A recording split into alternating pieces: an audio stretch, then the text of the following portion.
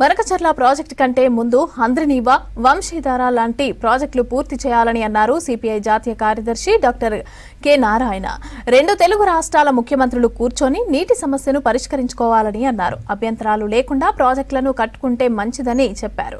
కేంద్రంతో చర్చించి సమస్యలను పరిష్కరించుకుంటామంటూ చేసిన రేవంత్ రెడ్డి ప్రకటనను స్వాగతిస్తున్నామని చెప్పారు నారాయణ. రెండు రాష్ట్రాలుగా విడిపోయిన తెలుగు వాళ్ళు శత్రువులు కాదని చెప్పిన నారాయణ ఎవరికి నష్టం లేని పద్ధతిలో పరిష్కారం చేసుకుంటే మంచిదని సూచించారు.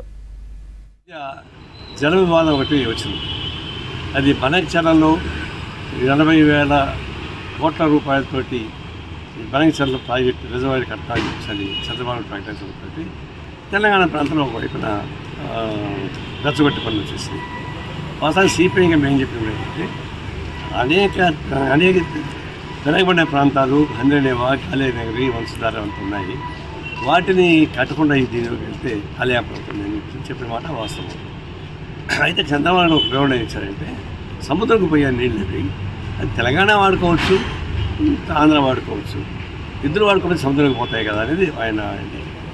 అయితే ఈరోజు రేవంత్ రెడ్డి తెలంగాణ ముఖ్యమంత్రి ఏంటంటే మేము చర్చించి పరిష్కారం చేసుకుంటాం, కేంద్రంతో మాట్లాడతాం, అభ్యంతరమైన పద్ధతుల్లో ప్రాజెక్టులు కట్టుకోవడం మంచిది అని చెప్పి ముఖ్యమంత్రి చెప్పాడు.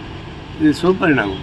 ఆంధ్ర రాష్ట్ర ముఖ్యమంత్రి, తెలంగాణ ముఖ్యమంత్రి సానుకూల వైఖరితో ఏడైనా వెనకబడిన ప్రాంతాలకు నీళ్లు కావాలి, సముద్రం పోయే నీళ్లు ఈడ ఆపుకొని ఎదురు పరుచుకోవడం మంచిది.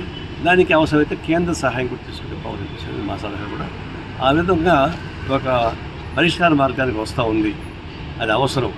కానీ ఈలోపు ప్రాంతీయ ధోరణి రెచ్చగొట్టేవాళ్ళు, పర్సనాలిటీ కలిసి ఇబ్బంది పెట్టేవాళ్ళు అది తయారవుతున్నారు.